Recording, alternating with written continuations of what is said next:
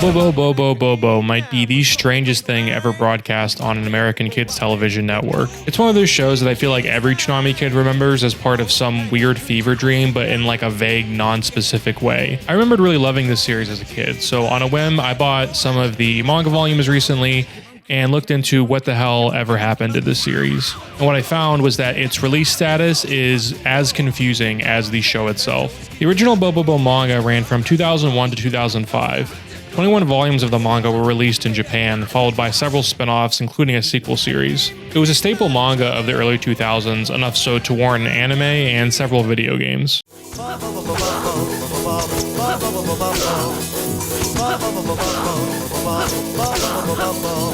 But when the anime was brought to the US, it didn't quite hit the same wave of popularity. But before I get into what went wrong, what was this anime even about? A loose parody of Fist of the North Star, Bobobo satirized the shonen battle genre with a mostly nonsensical plot. Most of the humor came from the core cast and how they played off of each other. There's Bobobo, who I'm not gonna lie has an extremely sick character design that immediately pulls you into the absurdity of the series. Don Patch somehow outweirds Bobobo and in my opinion is the funniest Bobro.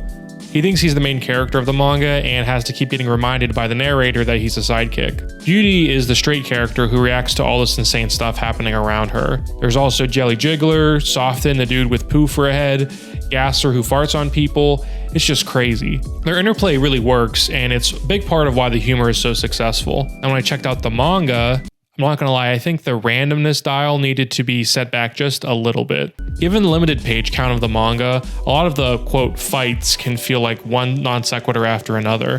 The anime does a better job of smoothing out the pacing, and while it's still very random, there's a lot more clarity for what's actually going on. It also doesn't help that a lot of the gags were written with a Japanese audience in mind, so they don't always translate, but it's still an enjoyable watch. For this reason, I recommend actually the anime over the manga. That, and I think the English dubcast did an amazing job of translating the humor to an American audience. Just look up random Bobobo clips on YouTube and you'll know exactly what I'm talking about. Oh, that's my cue. Introducing Geha the Gale, commander of C Block. Get those Japanese words off of me.